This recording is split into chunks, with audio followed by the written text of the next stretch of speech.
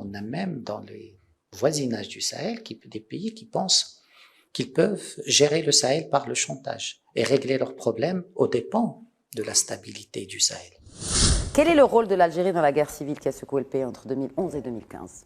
Il ne faut jamais oublier une chose essentielle, c'est que le terrorisme djihadiste, islamiste, salafiste qui a prospéré en Afrique a été une contamination algérienne. Il se dirige vers le Maroc, qui est l'adversaire numéro 1 de l'Algérie. C'est normal, l'ennemi de mon ennemi est mon ami. Quand tu as un problème avec un voisin et avec lequel tu t'entends plus, tu descends d'un étage et tu vas aller voir un autre voisin, tu essaies de faire des alliances avec lui pour contrecarrer l'influence, mauvaise influence ou l'hostilité de ton voisin direct. Ce qui est en train de se passer. Le Maroc a le médicament de l'Algérie. En nous alliant au Maroc, on a le médicament de l'Algérie également. Encore une fois, l'Algérie ne joue pas franc jeu. Si vous regardez le langage qui est utilisé, on a en face le narratif français, télécommandé. Tout à fait. La façon de parler du conflit montre où vous êtes. Il parle de jeunes, la France parle de jeunes. En proposant cette alliance, le Maroc s'aligne à la fois avec ses propres objectifs diplomatiques, c'est-à-dire principalement concurrencer l'Algérie et profiter de sa brouille actuelle avec le Mali, mais aussi...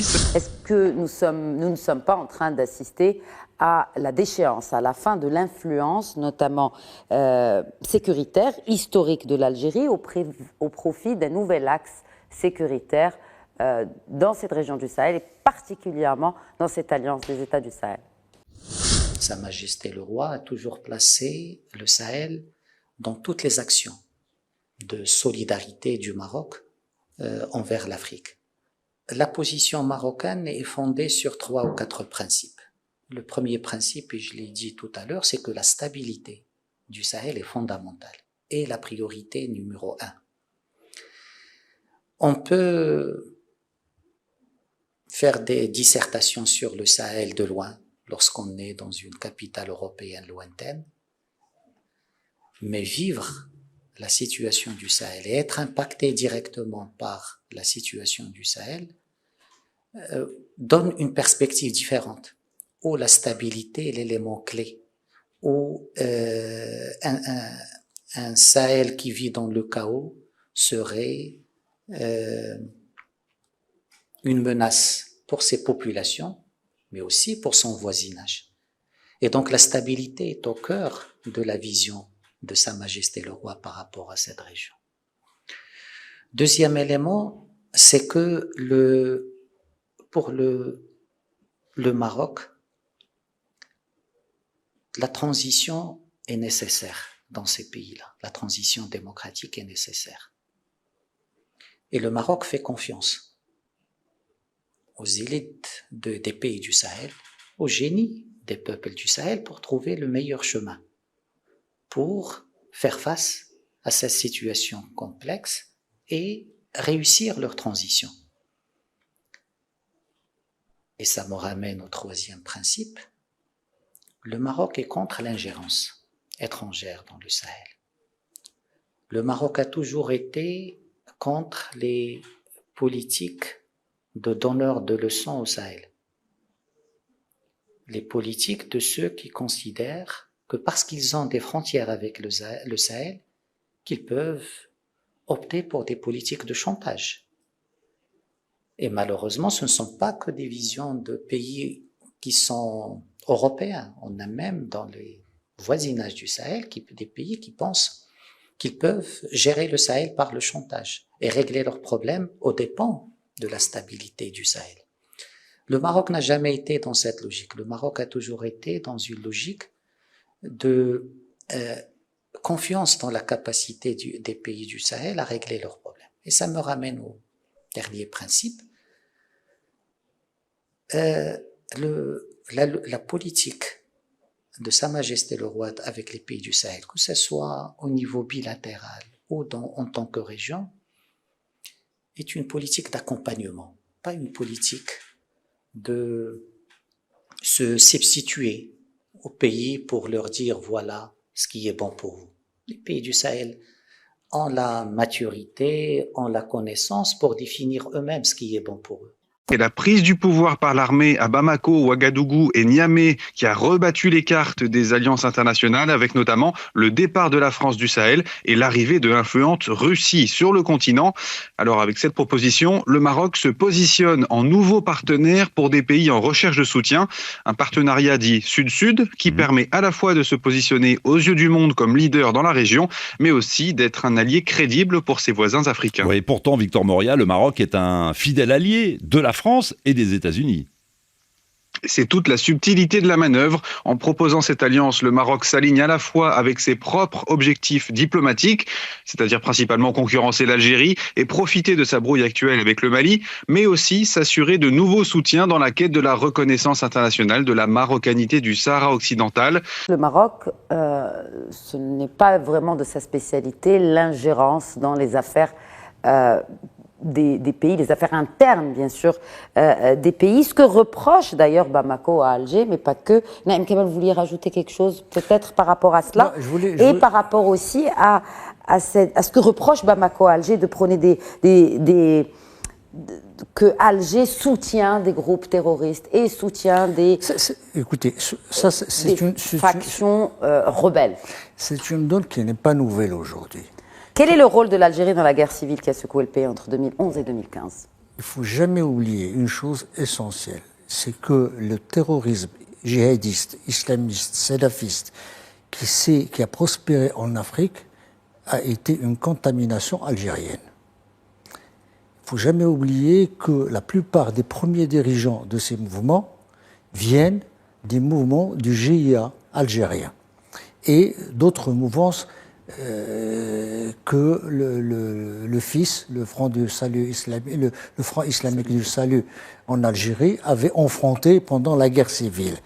Et beaucoup, au moment où il y a eu la concorde en Algérie, beaucoup, d'abord parce qu'on sait que le GIA lui-même est une manipulation des services algériens, et qu'à un moment donné, on a évacué le trop-plein de terroristes ou de dirigeants terroristes en Algérie pour réaliser la concorde et la paix civile en Algérie vers cette région.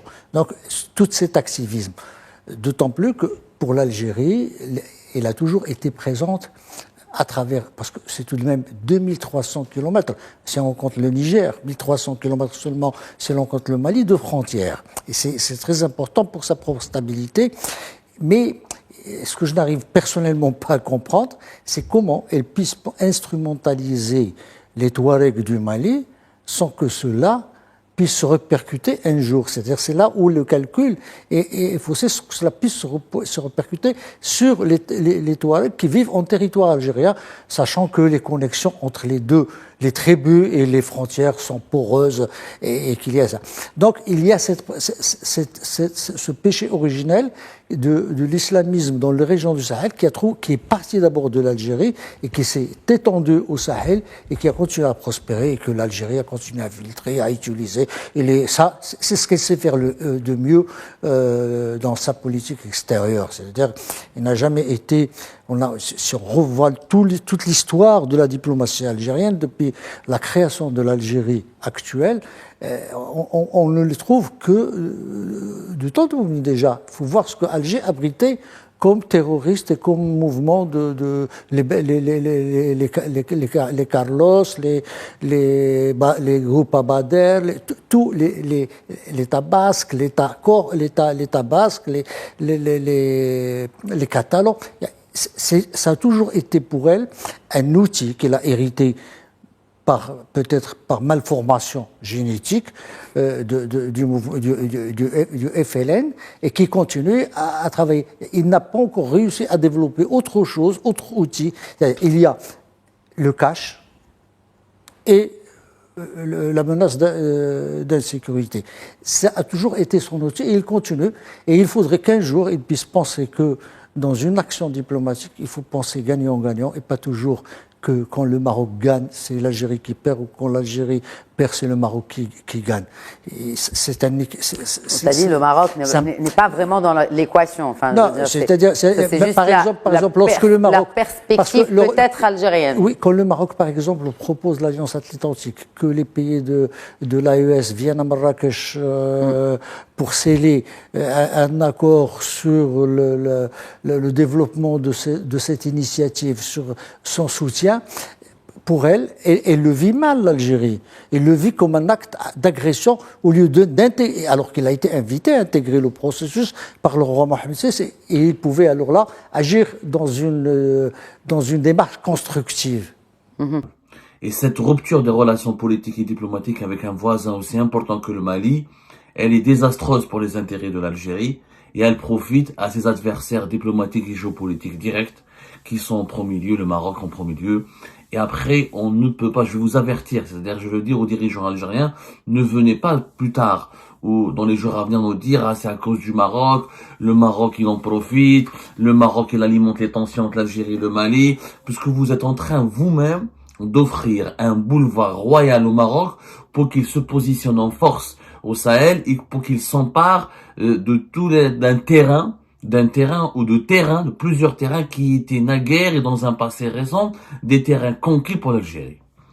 Et qui sont les pays qui en profitent de ces relations compliquées et de cette rupture probable et quasi sûre et quasi certaine malheureusement maintenant entre l'Algérie et le Mali et ses autres alliés, le Niger et le Burkina Faso? C'est le Maroc. Le Maroc, il en profite énormément. Ensuite, le régime algérien il fait des bêtises, il calcule pas son coût, il rentre en conflit avec des pays stratégiques, ce qui sont nos voisins importants, avec lesquels on partage encore une fois plus de 2200 à 2300 kilomètres, si on cumule la longueur des frontières de l'Algérie, le Mali, l'Algérie et le Niger.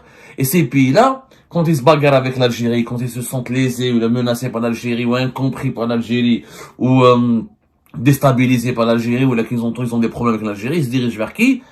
Le 6 avril 2025. Le ministre le général Daoud Ali Mohamed Eddine, celui qui était ministre de la sécurité, celui qui est ministre de la sécurité et de la protection civile au Mali, celui qui a lu le communiqué du gouvernement malien dans lequel il accuse l'Algérie d'exporter le terrorisme, de parrainer le terrorisme et d'avoir abattu ce drone le 1er avril pour empêcher une opération militaire importante contre des chefs terroristes dans la région de Tinzawatin. Ce monsieur, le 20 mars 2025, en plein mois du Ramadan, il avait reçu l'ambassadeur du Maroc au Mali. Et au cours de cette audience, ils ont parlé de contrats et de partenariats pour la formation, pour la sécurité, pour la formation religieuse, pour la santé, pour l'agriculture, pour la sécurité, pour le commerce. Et le ministre malien, le général malien, le haut gradé malien, qui a insulté, qui a diffamé, qui a accusé gravement l'Algérie, le 20 mars dernier, traitait le Maroc d'amis, de frères. Il parlait d'excellentes relations entre le Maroc et le Mali. Il faut savoir que juste le Mali en ce moment, c'est lui qui forme les militaires maliens. Ça, les autorités algériennes ne le disent pas. C'est quand même incroyable. Il faut savoir que historiquement, la majorité des militaires maliens se sont formés en Algérie. Que l'Algérie, le Mali et le Niger, c'est elle qui formait les hauts gradés de l'armée du Mali et l'armée du Niger. L'Académie interarme de Cherchell, les différentes académies militaires algériennes ont formé le plus grand nombre des officiers de l'armée du Niger et du Mali. Ce n'est plus le cas. Ce n'est plus le cas puisque depuis le 19 février 2025, il y a eu la première réunion de la commission militaire mixte entre le Mali et le Maroc, qui a eu lieu entre le 17 février et le 19 février 2025. Il y a eu une délégation importante marocaine conduite par un général marocain, le général de brigade Abdelghani Mohib, de l'inspection générale des forces armées royales, qui a été accueilli par un général malien, le général de la brigade Mohamedou Massouli Samake, qui est conseiller stratégique à l'état-major des générales d'armes, l'état-major général des armées du Mali, et les deux pays ont mis en place des canaux de coopération, et le Maroc, c'est lui qui forme en ce moment les troupes militaires les plus importantes du Mali. La preuve, le 6 avril 2025, un premier contingent de 165 soldats maliens, des parachutistes, des forces parachutistes maliennes, sont sortis des académies militaires marocaines. Aujourd'hui, ce sont les Marocains qui forment les parachutistes maliens. Avant, c'était les Algériens. Aujourd'hui, toute la coopération militaire du Mali, qui a été bloqué par l'Algérie a été transféré vers le Maroc. Le Maroc, c'est le plus grand profiteur. Et quand le Maroc forme les généraux, les officiers, les soldats maliens, ça veut dire que l'élite malienne, elle est sous influence marocaine. Et aujourd'hui, l'Algérie qui était frère et l'ami, n'est plus frère, n'est plus l'ami, c'est l'ennemi. Qui est le frère, qui est l'ami? C'est le Maroc. Tqalbat al-Mawazin, c'est un changement général. Le Mali et le Niger ont toujours été l'espace vital de l'Algérie. Ça a toujours été le bastion de l'Algérie. Le Maroc, son influence était sur d'autres pays, le Sénégal, le Gabon, l'Afrique de l'Ouest. L'Afrique de l'Ouest. Mais l'Afrique subsaharienne, le Sahel, c'était le terrain de l'Algérie. Aujourd'hui, c'est le Maroc. C'est quand même incroyable. Il y a un programme de formation de 500 autres parachutistes qui vont bénéficier de la même des formations dans les académies militaires marocaines dans les jours à venir, dans les semaines et mois à venir. C'est un programme ambitieux, ambitieux. Zid, regardez les déclarations communes qui ont été faites par l'école toujours en février 2025. Il y a eu donc la première réunion de la commission mixte militaire maroco-malienne. Et il y avait une rencontre, je suis en train de la chercher, une rencontre qui a eu lieu, plutôt en avril 2024, il y a plus d'une année de cela. Il y avait une délégation marocaine qui a participé à un événement qui est passé inaperçu organisé à Bamako au Mali. C'est la semaine des géomètres experts du Mali. Ça s'est passé du 18 au 20 avril 2024. Et à ce moment-là, le premier ministre malien, Shogol Kokola Maïga, a fait un discours extrêmement élogieux à l'égard du Maroc. Un discours extrêmement élogieux, dans lequel il dit le Maroc apparaît comme un pays frontalier du Mali, alors qu'il n'y a même pas de frontière entre le Mali, le Maroc, ils sont séparés par la Mauritanie, il n'y a pas de frontière. C'est l'Algérie qui a des frontières avec le Mali. Mais par contre, maintenant, les Maliens considèrent le Maroc comme un pays frontalier, et il est donc parrain, frère et ami. C'est le premier ministre malien qui le dit. Le Maroc est devenu parrain, frère et ami. Alors que ces trois attributs revenaient historiquement à l'Algérie. L'AES s'est rapproché donc du Maroc.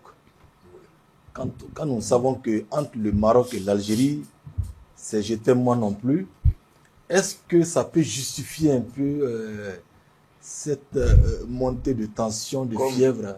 Comme le camarade le copanéliste vient de le dire, c'est la chasse aux sorcières.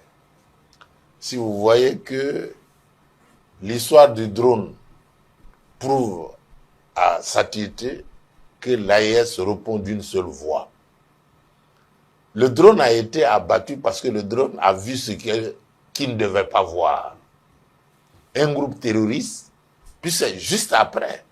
Ce même groupe-là a fait face à l'armée de terre. Le drone avait déjà donné des informations utiles à prendre, des précautions utiles à prendre. Mais malgré cela, le drone a été abattu.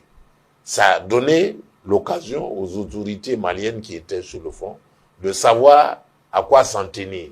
Et le groupe qui devait attaquer a subi donc la répression qu'il faut. Encore une fois, l'Algérie ne joue pas franc jeu. Si vous regardez le langage qui est utilisé, on a en face le narratif français, télécommandé. Tout à fait. La façon de parler du conflit montre où vous êtes. Il parle de jeunes, la France parle de jeunes. Toute la presse terroriste parle de jeunes. Ils sont plus préoccupés par des questions démocratiques alors qu'eux-mêmes ils ne sont pas démocratiques. Oui. Il faut aller comprendre quelque chose. Toujours est-il que la bataille du drone resserre les liens en AES. Nous avons un ennemi commun, c'est les terroristes. Tout à fait. Les terroristes qui s'acoquinent avec nos ennemis vont nous trouver en face. D'où, si vous voyez les rapports entre le Maroc et l'Algérie, si nous avons aujourd'hui intérêt, avec le Maroc, nous avons le pied faible, parce que le Maroc a le médicament de l'Algérie. En nous alliant au Maroc, on a le médicament de l'Algérie également. Voilà, je t'aime moi non plus, c'est la chasse aux intérêts. L'AES ne badinera pas avec ses intérêts. Ouais. Pour une fois, en Afrique, des États rassemblés en AES font front. Qui que tu sois, même si tu t'appelles l'Algérie, tu vas nous trouver en face. Comment il faut sortir donc de cette crise-là? Je crois que la balle est dans le cas de l'AES. Hein. Voilà, nous, on est en une construction d'une puissance du monde noir qui, depuis plus de 600 à 700 ans, on n'a pas eu ça. Mais quand vous regardez, l'aîné a dit tout de suite, la confusion que l'Algérie déverse, c'est tellement flagrant que souvent même on se pose la question, que gagne l'Algérie en voulant attaquer froidement le Mali? C'est quoi? Dans ces temps-ci, on se rend compte qu'en réalité, l'État algérien et même le monde occidental, du fait qu'ils ont pratiqué l'esclavage antérieur, a créé dans leur subconscient l'ivresse de puissance. Et qui les fatigue, qui fait que à chaque fois qu'ils sont en face du monde noir, ils ont toujours dans leur esprit des êtres humains incapables de réfléchir. Parce que quand vous regardez la discussion qu'on est en train de faire, c'est l'histoire des rapports de force. C'est tout.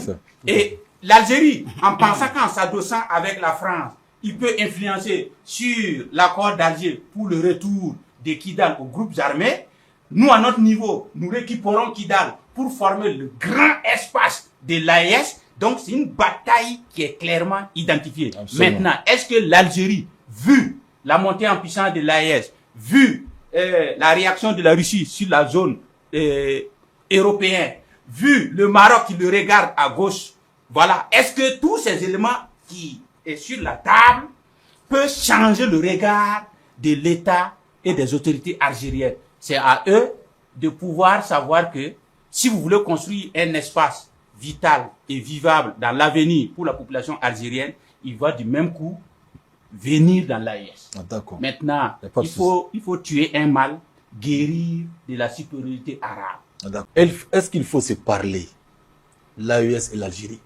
Oui, je crois que c'est... L'AES n'a pas de problème avec l'Algérie parce que l'AES en lui-même n'a pas pour intention que l'Algérie soit déstabilisée. Sauf que l'Algérie n'arrive toujours pas à comprendre et à admettre qu'on peut tisser des relations avec l'AES, notamment sur la partie des ressources. Parce que les ressources là, on peut les partager, non? Mais comment l'Algérie ne veut pas accepter ça? Je vous dis, c'est Cheikh Anta Diop qui parle de ça. Civilisation ou barbarie, anthropologie sans complaisance. Il faut étudier l'anthropologie de ces gens-là pour comprendre que pourquoi il faut chaque fois utiliser la barbarie pour arriver à une réponse. Alors qu'on peut s'asseoir sur une table et discuter et trouver les solutions. En quoi l'Algérie abattre un drone malien? L'Algérie gagne quoi? Parce que le même gaz qu'il puise là, même si le Mali prend l'initiative et sa souveraineté, le Mali peut vendre son gaz à moindre coût avec l'Algérie pour permettre le bien-être de sa population. Pourquoi les autorités algériennes n'arrivent toujours pas à intégrer dans leur subconscient cet échange de fraternité entre Sahéliens? C'est la maladie du monde arabe, c'est-à-dire la haine de l'homme noir. Et il va falloir que pour le côté noir, il faut admettre que nous devrons aller en mode fourmi, c'est-à-dire faire un bloc pour dire nous voyons où vous voulez atterrir. C'est mieux de venir, on va discuter entre nous. Parce que si vous décidez d'éclater la calebasse, nous allons tous perdre parce que c'est l'objectif que les Français cherchent. Casser l'Algérie comme ils l'ont fait avec le printemps arabe, détruire tout le monde arabe, et revenir encore à partir de l'Algérie, casser tout le Sahel, et reprendre. Ils aiment ça. C'est leur jeu. Maintenant, c'est à nous de comprendre, faire comprendre à l'Algérie qu'il ne peut pas traverser la ligne rouge. Ça, c'est le premier point. Deuxième point, le dit de revenir dans l'AES, c'est une obligation de construire avec le monde africain un espace géopolitique puissant pour que nous aussi, à l'ONU, nous puissions discuter avec les Russes, nous puissions discuter avec les Américains, nous puissions discuter avec les Indiens et aussi les Anglais. Absolument. Sinon, aujourd'hui, on part s'asseoir. Aujourd'hui, Trump est en train de faire le festival des impôts. Bon, nous, on fait quoi? Il parle ce soir, vous asseyez pour faire des débats pour voir est-ce que ça aura impact, est-ce que ça n'aura pas impact. Mais comment vous construisez un espace pour lui dire, bon, si tu mets impôt 30%, nous, on va mettre 50%. Bon, c'est ça. Donc, il va falloir que nous, on réfléchisse à ça. Je crois que la réponse est dans les mains des Algériens. Sauf que l'Algérie, avec l'autorité qui est là, c'est pas une autorité à la dimension de ceux qui ont fait la révolution algérienne. Il faut que, à l'intérieur de l'Algérie, nous puissions trouver les vrais patriotes qui ont rêvé et qui ont donné la puissance à l'Algérie, puissent reprendre l'initiative à la tête de l'État algérien pour que, eux, à leur tour, pour dire, bon, ok, en tout cas, on peut collaborer. Si vous voulez les matières premières, on peut échanger, mais créer une bruit dans l'AES, ça va être compliqué. Je pense qu'à ce niveau-là, ça peut aider. Mais, en tout cas, l'AES est disposée à discuter avec l'Algérie. Voilà, nous demandons aux autorités algériennes d'être matures et puis on va avancer.